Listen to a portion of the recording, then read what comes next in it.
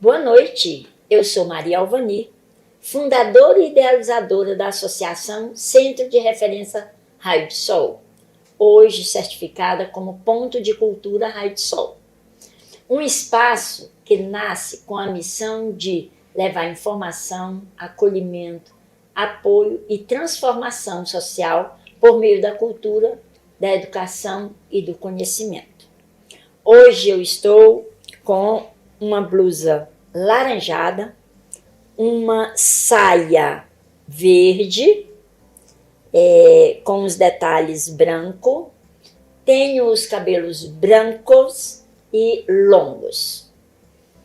E aí, aqui na TV Alegria, abrimos este espaço para dialogar sobre temas que iluminam caminhos, fortalecem histórias de vida e ampliam oportunidades. Sempre com sensibilidade, responsabilidade e respeito às diferenças. No encontro de hoje, o Raio de Sol nos convida a olhar com mais atenção, empatia e consciência para um tema urgente e necessário: os cuidados no atendimento a pessoas atípicas, especialmente aquelas com TDAH, TEA, e os impactos que o uso excessivo de telas tem provocado no desenvolvimento emocional, cognitivo e social de crianças e adolescentes. Vivemos em uma era que a tecnologia conecta, informa e aproxima, mas também pode, quando não mediada com equilíbrio, interferir em processos essenciais como a construção da atenção, da linguagem, das relações afetivas e da autonomia, para crianças e jovens atípicos. Esses impactos podem ser ainda mais profundos, exigindo um olhar especializado, sensível e comprometido por parte das famílias, educadores e profissionais da saúde. E hoje nós vamos receber Vânia Queiroz. Mas como vocês sabem, eu costumo deixar que cada um fale da sua trajetória, que cada um conte para todos nós que estamos aqui assistindo, que ela conte um pouquinho quem é ela. Boa noite, Vânia, seja bem-vinda. Boa noite, muito obrigada pelo convite. É um prazer estar aqui representando a saúde mental, falando em nome de todos nós psicólogos e levando um pouco de conhecimento. Eu sou Vânia Queiroz, psicóloga, formada na terapia cognitivo-comportamental, pós-graduada em psicologia organizacional e do trabalho. Já atuo com gestão de pessoas há mais de 10 anos, então o comportamento é algo que sempre me chamou a atenção e hoje eu dedico esse amor, este cuidado na clínica, com o atendimento clínico. Eu estou usando uma blusa preta, uma calça clara, meu cabelo é loiro, longo, está voltado para frente, minha pele é clara e eu uso óculos. É um grande prazer estar aqui com vocês. Nossa, vai ser um bate-papo daqueles. Vocês sabem, né, que nós estamos sempre aí tentando trazer para vocês informações relevantes. E, Vânia, um pouquinho do que nós fazemos aqui é nós trazemos a realidade. Sim. Certo? Então, assim, nós procuramos trazer relatos, conversarmos com pessoas que estão ali com a mão na massa mesmo, que está desenvolvendo as atividades com crianças, adolescentes ou adultos, né? E aí, eu gostaria de saber com você, certo? Qual seria, para você, o cuidado ideal para a gente atender crianças com TDAH ou crianças com TEA? Ivani, eu costumo dizer que o TDAH e o TEA, ele é um diagnóstico que define e ele traz um pouco de clareza para as famílias, mas para nós, no atendimento clínico, ele é apenas mais um diagnóstico. Diante do atendimento, nós estamos diante de pessoas, de crianças, de adolescentes e de adultos. Cada um tem o seu déficit, seja diagnosticado com transtorno ou não. Então, ali na clínica, para nós, o importante é esse olhar para a pessoa, para o ser humano. O transtorno em si, ele exige um cuidado, um critério, uma ciência, mas além de tudo isso, ele exige presença, ele exige cuidado, ele exige que a gente olhe para a pessoa, para o ser humano e não para o diagnóstico do paciente que está no consultório no momento do nosso atendimento. Nossa, olha aí. Isso é uma boa reflexão, hein, gente? Estarmos olhando um pouquinho isso. Olhar a pessoa como um todo, né? E aí, como você coloca pra gente que a terapia cognitiva comportamental contribui para o acompanhamento dessas crianças? Alvani, eu costumo trabalhar na clínica com a terapia cognitivo comportamental, principalmente na psicoeducação para esses pacientes. Os pacientes, eles chegam no consultório muito alarmados, com muita questão, muitas desinformações, na verdade, que é disponibilizada nas redes sociais. Então o paciente já chega, eu sou assim mesmo, eu sou nervoso assim mesmo, eu não consigo me controlar mesmo. Acontece com muita frequência, principalmente em caso de TDAH, que o paciente ele tem algumas estereotipias, às vezes eles têm alguns movimentos ali, e eles chegam para a gente falando, não, é porque eu tenho TDAH, é isso mesmo. E na psicoeducação, nós trabalhamos com este paciente para mostrar para ele que este movimento também é uma comunicação, também é um sentimento, é algo que o comportamento dele está tentando demonstrar para ele. E a terapia cognitivo-comportamental, ela atua diretamente a situação que está acontecendo, o pensamento que a pessoa está tendo, o que ela está sentindo, por isso do cognitivo, e como ela está se comportando. Então, a gente pega esse viés com o paciente e nós elaboramos situações em conjunto com ele. Não significa que ele vai deixar de fazer, mas muitas das vezes ele vai conseguir se autorregular mais rápido, ele vai conseguir se perceber quais momentos que eu tenho essa estereotipia. Por quê? Porque é normal, eu recebi uma notícia que fez com que eu fiquei mais agitado, alguém fez algum comentário que me deixou ansioso, porque geralmente uma pessoa típica, ela consegue se regular, ela se controla, ela já vem ali. Agora o atípico, ele precisa desse autoconhecimento para conseguir essa regulação. E o comportamento muitas das vezes é involuntário, na maior das vezes é involuntário, justamente porque ele não tem essa consciência do que está acontecendo. Já voltado para o diagnóstico, eu sou assim mesmo. Então, é lindo de trabalhar dentro do consultório quando a gente pega um paciente, principalmente os adolescentes, que está em fase de inserção social, pertencimento de grupos, e que a gente consegue demonstrar para ele a evolução ali dentro da terapia. É encantador, eu falo que é um presente divino. Olha, e você falando aí, eu pensando aqui, para haver autorregulação, tanto ele precisa, né, se observar, como a família também precisa estar sendo acompanhada para ajudá-lo, para poder estar seguindo o caminho, né? A mudança de comportamento. Exatamente, a psicoeducação que nós falamos, ela acontece tanto no consultório com a criança e com o adolescente, mas com as famílias também, para elas entenderem, perceber e contribuir, porque na maior parte das vezes, principalmente quando se trata de criança, é confundido com birra, é confundido com falta de autoridade dos pais. Então, a informação, ela tira esse peso da carga emocional. Nossa, ele está fazendo birra, ele não está me ouvindo, ou ele está fazendo para chamar a atenção. Não, ele não consegue se autorregular ainda.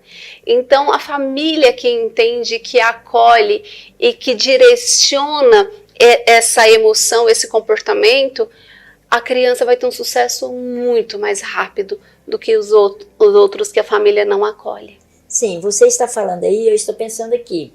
Você poderia passar para a gente quais os sinais mais comuns que os pais podem observar de uma criança que tem TDAH? Olha, o TDAH, ele é muito confundido, principalmente hoje, com a falta de interação social, a hiperatividade, a criança ela não consegue focar, aprender, ficar focado em atividades lentas, atividades de pequenos estímulos, tem as estereotipias que eu comentei com você, movimentos Sim. repetitivos, ela tem dificuldade de atenção, ela não consegue ficar quieta muitas das vezes, isso para ela é como se o cérebro dela não desligasse, é aquela criança ativa, é aquela criança que não para, mas aí vamos lá, é importante. Tem as crianças que são agitadas por outros contextos, que depende da situação que a criança tem uma agitação. Sim. E tem a criança que, independente do contexto, ela está assim. Para você ter uma ideia. Na clínica, por exemplo, teve um caso de uma mãezinha que chegou para mim falando, olha, doutora, ele só assiste televisão de cabeça para baixo. Ele deita de cabeça para baixo, coloca os pezinhos no sofá, fica batendo os pezinhos assim no sofá e muitas das vezes, do nada, grava isso, do nada, não existe o do nada. Ele começa a bater palma, ele começa a torcer as mãozinhas, ele começa a assoviar, fazer barulho. E eu não sei mais o que eu faço. Eu falo para ele quietar, passa 5 minutos, ele está fazendo de novo. Esse é um caso típico, específico de uma criança com TDAH. Sim. Independente de onde ele estava, poderia ser assistindo televisão tranquilo, poderia ser numa festa, poderia ser num ambiente, ele estava tendo as estereotipias dele. Diferente de uma criança agitada, que não para aqui porque viu novidade, que corre para um lado, que corre para o outro, tem uma diferença. Sim, o transtorno, ele é diagnosticado em todos os cenários da criança, não em um apenas, não é isolado. Então vai olhar a questão da escola, olhar com a família, em ambientes sociais. Isso, a impulsividade, o poder de concentração, foco, a atenção, a interação social, tudo isso entra como fatores predominantes. Sim, aí agora, você falando aí, e aí eu vou te provocando, tá? Quais são os desafios enfrentados pelo terapeuta em estar atendendo essas pessoas? Alvani, o principal ponto é a família abraçar a terapia junto com a criança. O primeiro fator é a aceitação. A gente recebe muito das escolas, as escolas têm esse papel importante na vida social da criança. Elas notificam, olha, essa criança ela tem um perfil, busque uma avaliação, busque um psicólogo para fazer uma avaliação. A primeira barreira, na maior parte das vezes as famílias não aceitam.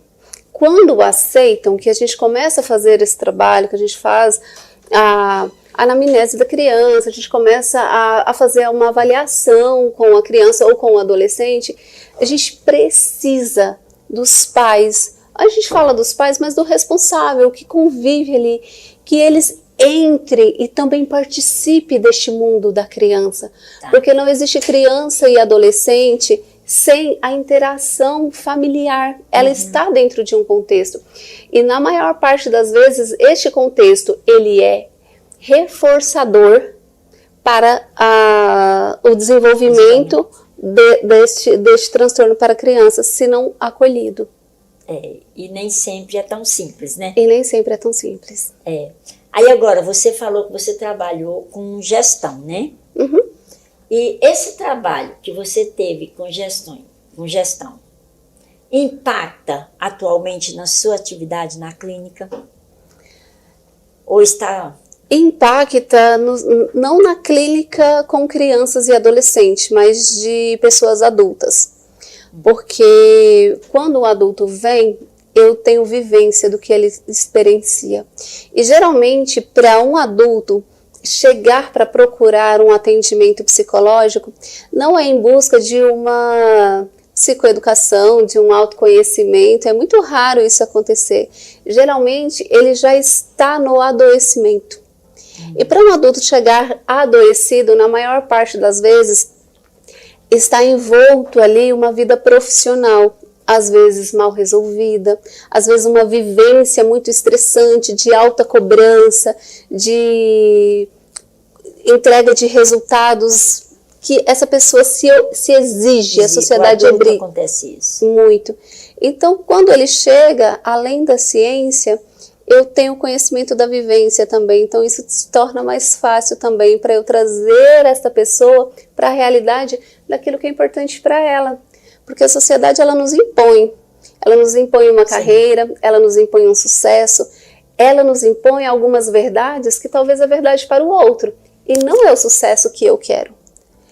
Eu, particularmente, eu abri mão da minha carreira de gestão de mais de 12 anos para viver a psicologia e para viver a minha maternidade. Isso para a sociedade é loucura. Deixar uma carreira bem-sucedida. Mas, já sendo psicóloga, hoje em dia eu entendo que eu precisei ser verdadeira comigo mesma, para aquilo que eu gostaria de fazer. Certo. Você está falando aí, e eu estou pensando aqui, hoje nós temos as telas, né? E todo esse conflito, igual você falou, eu decidi, né? Eu escolhi a maternidade e a psicologia. Eu deixei outro espaço. Hoje nós temos as telas que procuram ali dizer, o certo é isso, o certo é isso. Como que você vê a questão das telas para essas pessoas que estão chegando assim na clínica? Olha, as telas, elas não são o problema. O grande problema é a quantidade do uso dessas telas. As pessoas, na maior parte das vezes, têm terceirizado grandes responsabilidades nossas. A responsabilidade de interação social, eu resolvo no WhatsApp, eu resolvo numa mensagem, não tem mais presença, não tem mais abraço, não tem mais vínculo, não tem mais o querer ser eu.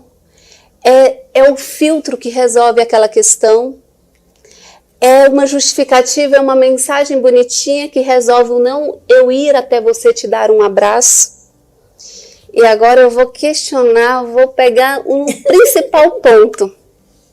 Os pais estão terceirizando a responsabilização do amor, do cuidado e do zelo para as telas.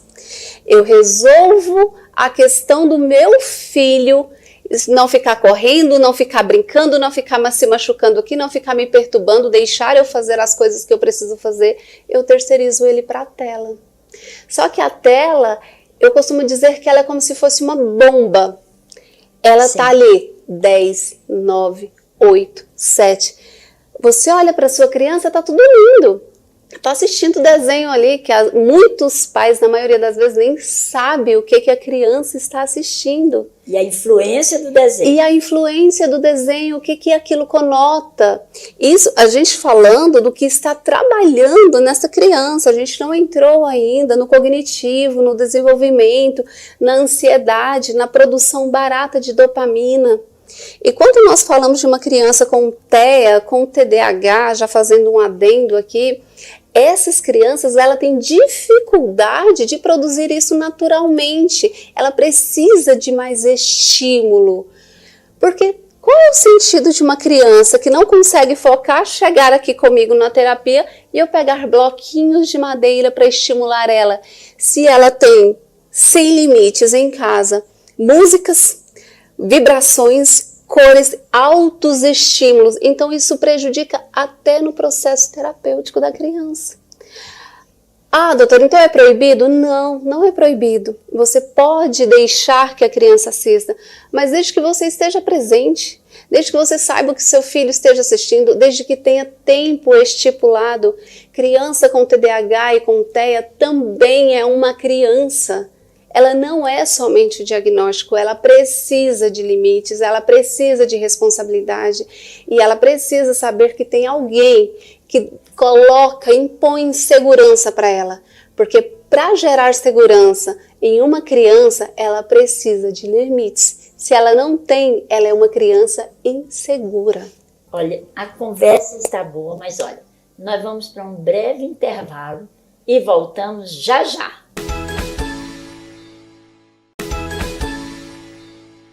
Estamos de volta com o programa Raio de Sol. Hoje aqui, conversando um pouquinho sobre o atendimento a pessoas atípicas. E estamos com a nossa convidada, a Vânia Queiroz, que de repente eu descobri que mora lá pertinho do Raio de Sol. Olha lá, a família dela lá pertinho da nossa casa, lá pertinho da nossa sede, né? Vânia, mas você poderia esclarecer um pouquinho como que os dispositivos eletrônicos interferem na questão cognitiva e emocional das crianças? Alvani, de uma maneira geral, faz com que as crianças se conectem com uma realidade que não é a realidade da vida real. Elas são hiperestimuladas. Elas vivem ali recebendo estímulos contínuos de dopamina. Dopamina é o neurotransmissor da satisfação, da alegria.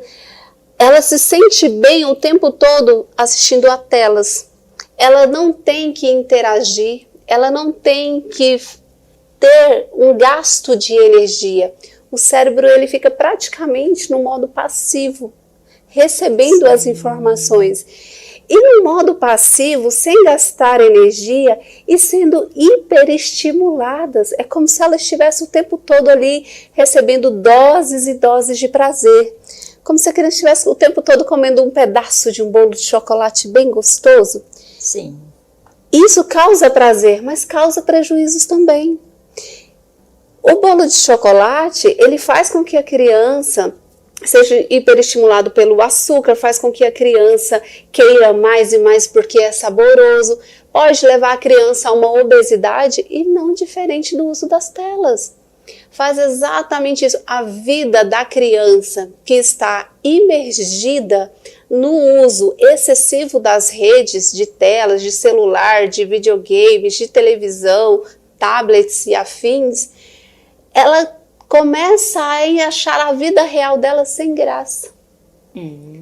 Essa necessidade de ter que falar com o outro, essa interação social passa a ser algo extremamente difícil, porque ela precisa gastar energia, ela precisa chegar e querer fazer.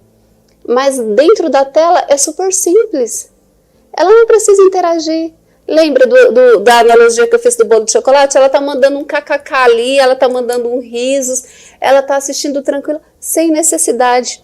E esse é um ponto importante, Alvani, porque muitas vezes os pais chegam nos consultórios psicológicos em busca de atendimento para o filho, em busca de um diagnóstico, querem laudos. Eu não estou condenando os pais, sim, que fique bem claro isso, é importante ir em busca, mas é importante ter essa visão e essa conscientização que às vezes o transtorno está dentro do seu próprio lar. O uso excessivo das telas faz com que as crianças fiquem sem foco, com preguiça excessiva. Estudar se torna extremamente difícil e a criança não consegue focar. Lembra que eu falei que a tela traz dopamina o tempo inteiro? Agora imagina você gastando energia para ler um livro, para ler uma atividade, para desempenhar uma atividade. Olha o gasto de energia que essa criança vai ter. Será que é perca de foco? É preguiça ou é transtorno? São muitas observações que os pais precisam ter. E você tem assim, ou tem já alguns estudos? Existe um tempo de tela, de exposição às telas, para mais ou menos para cada idade, alguma coisa, como é que fica? A Organização Mundial da Saúde, ela preconiza tempos de acordo com cada idade, de acordo com cada faixa etária. Mas eu costumo falar que acima de qualquer tempo de tela, o principal é a presença e a supervisão. Você pode até deixar 15 minutos, de 2 a 4 anos, por exemplo, você pode deixar até 1 hora com supervisão. supostamente. Mas se for 1 hora de algo que não é bem-vindo para essa criança nessa faixa etária, é saudável? Não. Não é. Então, antes da preocupação do tempo de tela, é necessário se preocupar. Tem supervisão para essa tela? Tem presença de um adulto ou de alguém que entende o que está se passando naquela tela? E hoje é muito comum de ter os shorts, que são os vídeos curtos, que a própria criança e o adolescente ele pode ir trocando. Então, além de ter a tela, ela ainda consegue trocar rapidamente por aquilo que não está gerando mais prazer nela. Então, de segundo em segundo, ela recebe uma carga diferente. Ela troca o que ela quer assistir. Imagina o quão sem graça não fica o mundo aqui fora. Sim, sim. É um desafio trabalhar com algumas crianças. Mas existe alguma estratégia que pode ser adotada pela família para poder haver uma mediação? Pode ser sim. A imposição não imposição, mas a definição, a conversa clara, evidenciar para essa criança quais são os tipos de desenhos, de interação que é importante de acordo com a educação que os pais querem que essa criança tenha. Explique, não simplesmente imponha.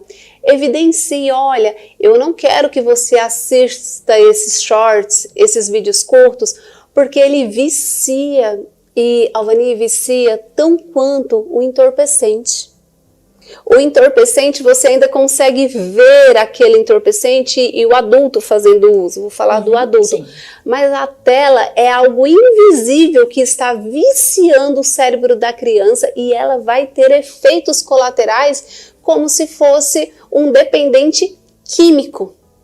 Então, eu estou entrando nesta pauta para os pais e responsáveis se atentar o quão grave é esse quesito de telas sem responsabilidade para as nossas crianças.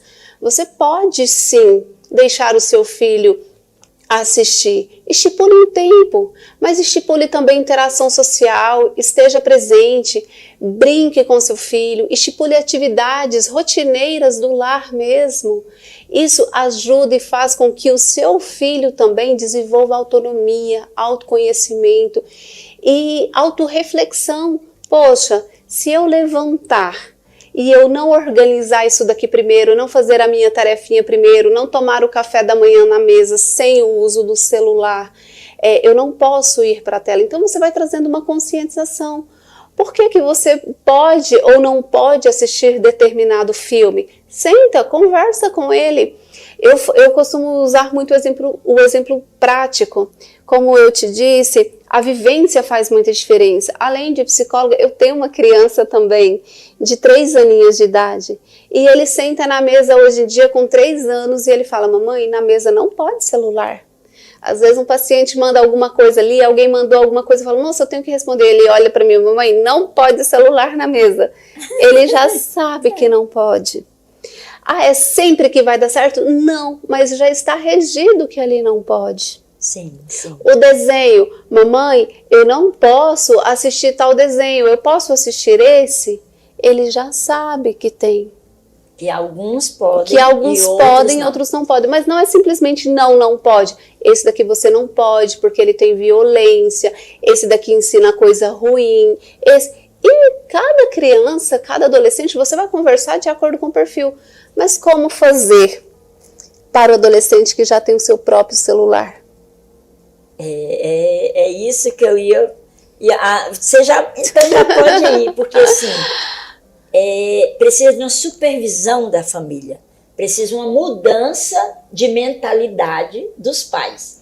E hoje nós estamos vendo que tem alguns pais que já estão também viciados, né? Com a questão das telas. Também. Então o exemplo, ele arrasta. A sua fala ensina, mas o exemplo, ele arrasta. Então não adianta eu exigir do meu filho que não fique na tela se eu pego a tela. Não adianta eu falar para o meu filho que eu não quero que ele fique horas e horas rolando a tela do celular se eu fico. Então tem que ser um combinado, tem que ser algo junto com os dois. No adolescente não é tão fácil como numa criança, como eu listei mesmo o exemplo do meu filho de 3 anos. O adolescente, ele precisa de conscientização, ele precisa de abertura de espaço para diálogo. E se ele tiver esse espaço com os pais, com os responsáveis, eu posso te afirmar que a chance de adoecimento desse adolescente ela é muito remota.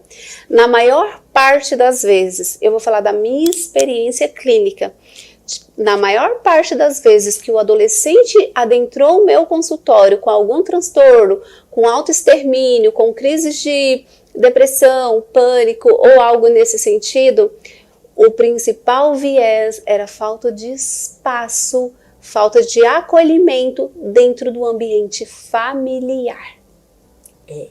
Isso é uma realidade, né? Mas aí, assim, você pode colocar para a gente um pouquinho o que seria a diferença da criança que já está ficando viciada em telas ou alguns sinais da questão de TDAH ou TEA? Tá.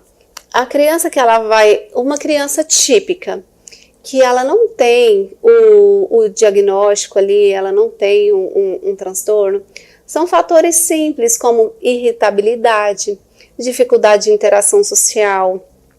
Essa criança ela não quer brincar mais, ela tem dificuldade de concentração, ela começa a ter dificuldade de receber ordens. Coisas que pareciam tranquilas e normais para essa criança, de repente você começa a perceber que essa criança ela está mais birrenta, ela está mais explosiva, ela está mais emotiva, ela não consegue se controlar tão claramente. Então você percebe que essa criança ela está se tornando dependente das telas. E assim como qualquer dependência, ela não deve ser retirada abruptamente. Isso precisa sim de uma conscientização, isso precisa sim de uma presença real e de um querer real deste responsável de trazer essa criança para fora. Mas a responsabilidade não é de uma criança. Nós estamos falando de uma criança. Então a responsabilidade ainda assim continua e vai permanecer sendo dos responsáveis. Se essa criança ela não tem a tela, ela tem outra interação? Você permite que ela lide com o tédio também? Porque o tédio também faz parte. Hoje em dia a gente tem uma necessidade urgente de tirar a criança do tédio. Nossa, ela não tem nada para fazer, já está aqui, deixa eu dar a tela para ele. Não, ele tem que saber lidar com o tédio, ele tem que saber lidar com a frustração.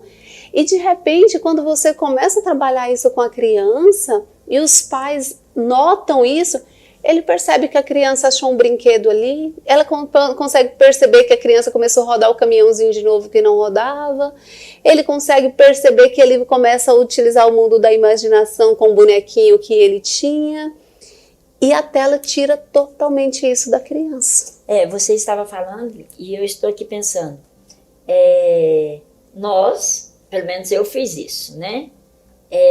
Pegava caroço de manga, para fazer vaquinha.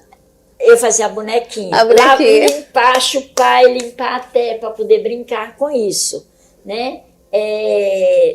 Boneca de milho, né? Olha os cabelos aqui. Então, assim, nesse momento no ócio, vem a criatividade. Sim. E se ela está na tela, ela não tem espaço para criatividade. Não tem. Isso é extremamente importante para os pais refletirem um pouquinho nisso. Mas aí me fala mais um pouco. É importante um diagnóstico precoce? Muito. Nossa, esse é extremamente importante. Porque a gente está falando de transtorno, a gente não está falando de uma característica rígida. Nós estamos falando de algumas dificuldades. Essa criança, tanto ela com TDAH como o TEA, ela tem algumas dificuldades de lidar com algumas questões, interação social, com o foco, com autorregulação. E o diagnóstico precoce faz com que essa criança ela tenha acesso a uma forma de aprender da maneira que ela precisa. Sim. Não significa que ela não vai aprender. Inclusive, o espectro, ele não é rígido. O espectro, cada criança autista, ela é única. Não dá para enquadrar dentro de um único padrão um autista. Porque cada criança, ela tem o prejuízo em um determinado ponto. Então, o diagnóstico coloca os profissionais à disposição dessa criança. É dificuldade de interação social? Vai ser trabalhado interação social. É dificuldade de verbalização? Vai ser trabalhado a verbalização com essa criança. Então, de acordo com que essa criança recebe o diagnóstico, ela recebe também o auxílio de um profissional para que ela consiga também funcionar da melhor forma possível e diminuir o prejuízo do transtorno. Você estava falando aí e eu analisando aqui. Tem também a questão, nós estamos com crianças aí com 2 anos que estão tendo todos os sintomas e aí o problema dela não é que elas recebam um diagnóstico de TEA ou de TDAH, já é de excesso de telas. Sim. E precisamos estar olhando isso com carinho. Mas nós vamos para um breve intervalo e voltamos já já.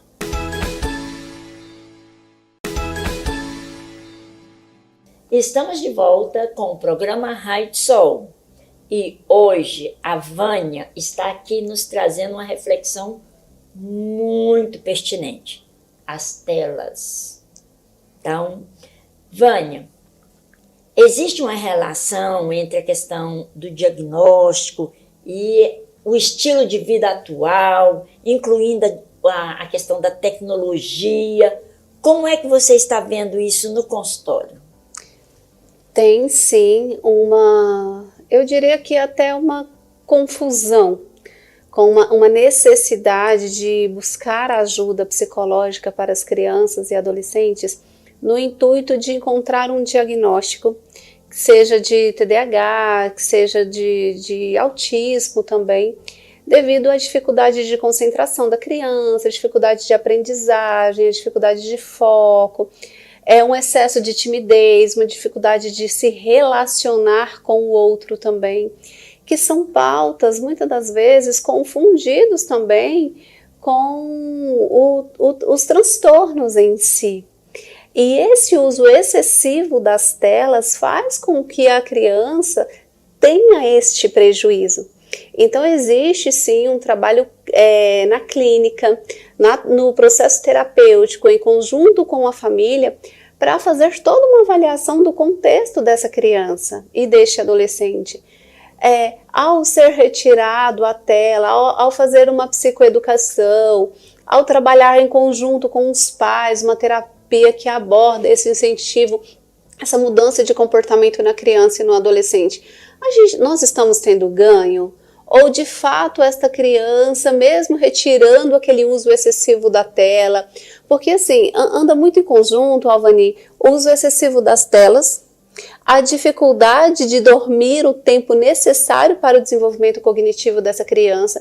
Então, se tem uso de tela excessivo, tem prejuízo na produção de melatonina, tem prejuízo no descanso, tem prejuízo no cognitivo dessa criança, naturalmente, independente se ela tem um transtorno ou não.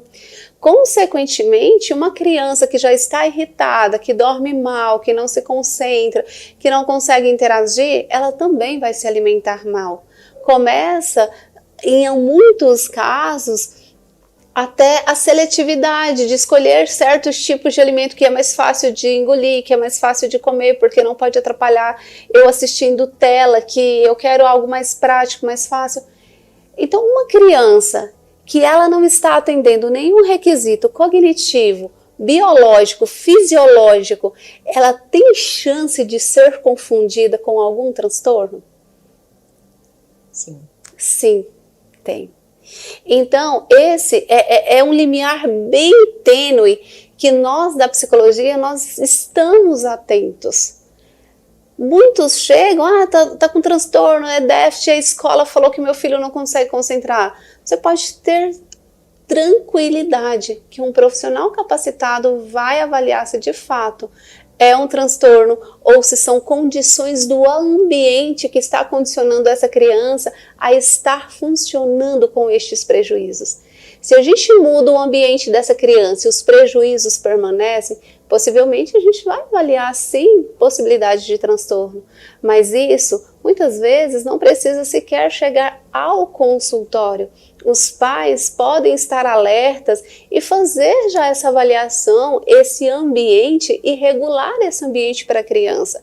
Se não notou, se não viu melhora nesse sentido, pode sim, em qualquer momento buscar ajuda, mas isso é importante ressaltar aqui para tranquilizar pais que muitas vezes não têm acesso de chegar até um consultório e de ter essa avaliação de um profissional para o seu filho, para a sua filha ou a criança ao qual você é responsável. Você falou uma palavrinha-chave aí, escola. Você tem alguma orientação que você poderia dar para a escola que possa estar ajudando?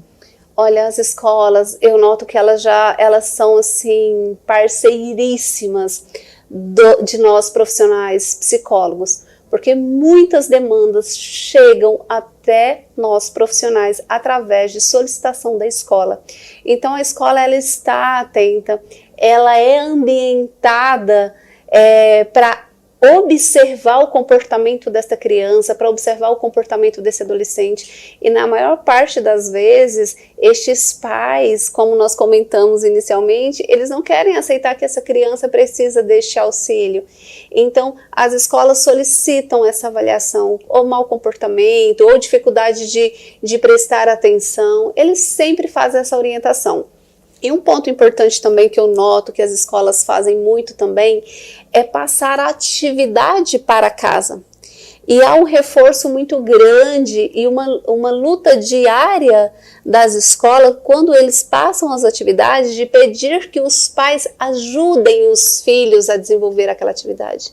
Não necessariamente porque o filho precisa daquela atividade ser feita em casa, mas porque ali também ela está trabalhando conexão, ela está trabalhando autonomia, ela está trabalhando relação familiar, vínculo familiar, que é de suma importância para que esta criança funcione bem no ambiente escolar. E essa ajuda, ela é de extrema importância.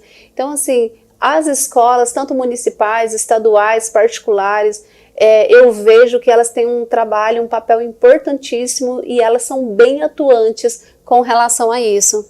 Aí, ó. Buscar a escola como parceira para ajudar a olhar, ter um olhar diferente para os seus filhos. Agora, você pode falar alguma prática que pode ajudar no desenvolvimento da atenção ou do autoconhecimento das crianças que apresentam algum transtorno?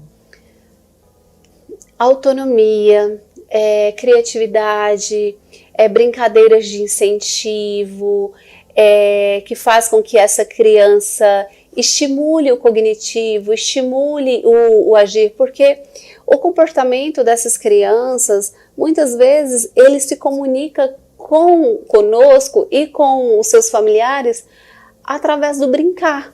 O brincar também é uma forma de sentir. Muitas vezes essa criança ela não consegue externalizar o que ela está sentindo, mas numa brincadeira você consegue perceber como está o ambiente daquela criança. Ela está agressiva, ela está com medo. O que ela representa ali na brincadeira? O brincar, ele é essencial e a terapia para crianças, a gente faz a terapia brincando com a criança. Para a criança é brincando, para nós temos toda uma técnica, tem toda uma ciência por trás de tudo isso, mas o brincar, a presença, a essência, a conexão, a interatividade com essa criança, eu diria que é o melhor medicamento em casa. Olha, ela está falando brincar. E aí aqui, ó, deixando para vocês, ó, procura também a questão de uma atividade bem lúdica, com música, né? Sim. Teatro. Eu estou falando isso, gente, puxando a sardinha, certo? Porque lá no Raio de Sol nós fazemos oficina de teatro, de dança, de pintura, e aí por isso que eu estou falando. Na hora que ela falou brincar, é o nosso carro-chefe, é a questão do brincar. E as crianças amam, né, Alvani? Sim. As crianças, assim, quando no começo você pode ver aquelas que estão muito com uso de tela, ficam assim, mas de repente elas se permitem e elas brincam de verdade, elas se conectam, elas se abrem ali na brincadeira. É lindo de ver como que elas se comunicam com a gente através do brincar. Isso. Mas quem tem tempo? Quem tem tempo? Quem tem paciência de esperar uma criança para brincar hoje em dia? Não é mais fácil entregar a tela? Com certeza, com certeza. Mas aí me conta uma coisa. A questão da fé e espiritualidade influencia nessa Vânia que desenvolve esse trabalho com todo amor? Ah, com certeza. A fé é minha base. Eu falo que Deus é acima de tudo para mim. A gente, na psicologia, nós temos um viés que a fé ela não entra dentro do consultório, a não ser que o paciente nos permita falar de uma fé que ele acredita. Sim. Mas eu vou falar de mim como Sim. Vânia, como pessoa. A fé ela é a minha base, Deus ele é o meu tudo. Eu já pude vivenciar vários milagres, inclusive a vinda do meu filho foi um milagre que Deus me permitiu viver. A persistência e a coragem de deixar uma carreira bem-sucedida profissionalmente, socialmente falando, para trás e adentrar com toda a coragem na psicologia, na maternidade, mesmo com aquele medinho, mas eu devo tudo a Deus, porque Deus, Ele me sustenta todos os dias. É Ele que me abençoa, é Ele que me capacita, é Ele que me deu o meu milagre, que é o meu filho, a minha família, a minha capacidade de estar viva todos os dias. Eu devo tudo primeiro a Deus, depois a minha família e a ciência. Olha aí. E agora, nesse momento que nós estamos vivendo, a sobrecarga emocional, porque nós estamos vendo que, assim, psicologia é a profissão do momento. Sim. Né? E aí, essa sobrecarga, ela está chegando até os consultórios? Os psicólogos estão se sentindo assim, ai, Senhor, você já está vendo isso ou não? Chega, já estamos vendo isso também. Eu falo que para o psicólogo não existe psicólogo sem terapia. Todo psicólogo, ele abraça uma grande demanda, mas para resolver para o outro, ele precisa resolver para si também. Então, todo psicólogo é quase que obrigatório o psicólogo fazer terapia também, mas dentro dos nossos consultórios, tem chegado pessoas adoecidas. E não precisa ser assim, Alvani. As pessoas, elas podem se conhecer, elas podem se autoconhecer antes do adoecimento. Só que no Brasil, a psicologia ela é vista muito dessa forma. Eu só busco um psicólogo quando eu estou adoecido.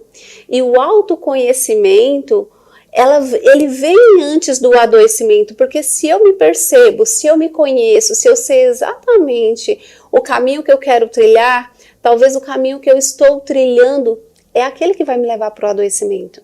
Precisa de muito autoconhecimento, precisa sim de muito processo terapêutico para sim ter coragem de falar, não é este caminho que eu quero. Porque aí a gente volta justamente na questão que nós estamos trabalhando aqui, o uso das telas, das redes sociais. A gente fala muito das telas para as crianças, mas e as telas para os adultos? E o Instagram com o corpo perfeito? E a carreira perfeita? E eu ter que fazer 3, 4 viagens no ano para ser bem-sucedido? Então, a sociedade nos impõe algo que muitas das vezes não é a sua realidade. O que é verdadeiramente importante para você? Quando você se apaga, se anula e sobrepõe a verdade de uma sociedade sobre a sua verdade, você pode ter certeza que você vai trilhar o caminho do adoecimento. Mas não se preocupe, tem os psicólogos para te ajudar a voltar para o caminho da sua realidade, do que é importante para você. Mas não precisa ser assim. São muitas reflexões mesmo, né?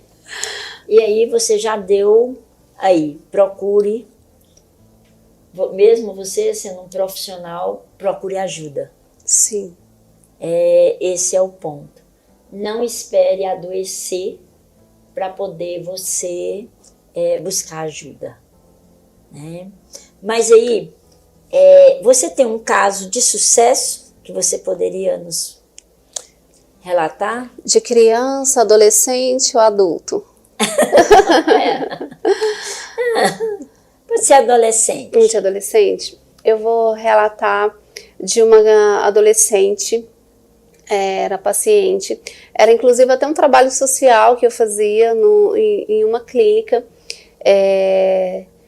Eu atendi uma adolescente que estava em processo de autoextermínio. Ela se cortava, falando... E durante o processo terapêutico eu pude conhecer mais dessa adolescente, conhecer os pais dessa adolescente. E teve um momento, a mãezinha me ligou, geralmente a gente disponibiliza o telefone quando a gente está em processo terapêutico, de alguns determinados pacientes que a gente nota que precisa desse auxílio no decorrer da semana. E essa mãezinha, ela entrou em contato comigo, desesperada, porque a filha tinha tentado contra a própria vida. E eu me vi ali cercada naquele momento de, poxa, é a minha paciente, ela acabou de começar a terapia comigo, será que eu não vou ter tempo de trabalhar com ela? E na mesma semana, ela saiu do hospital, foi hospitalizada, fizeram lavagem estomacal, enfim, tomou toda a medicação. E na mesma semana eu tive a oportunidade de trabalhar com ela, fazer o processo terapêutico, e ela ficou sendo a minha paciente por 2 meses consecutivos ali. E ao chegar no final de 2 meses, eu poder sentar com ela e dar alta para essa paciente de 13 anos, que estava em crises de autoextermínio, passando por grandes situações ali, eu falo que isso não tem preço. E vira e mexe eu mando mensagem para essa mãezinha, como tá a pessoa, como tá fulano, está bem? Olha, ela está ótima, ela está bem, ela nunca mais tentou, não teve mais crise. Tem a mãezinha chama de chilique de adolescente. Ela, doutora, tem os chiliquezinhos dela de adolescente, mas tá tudo bem.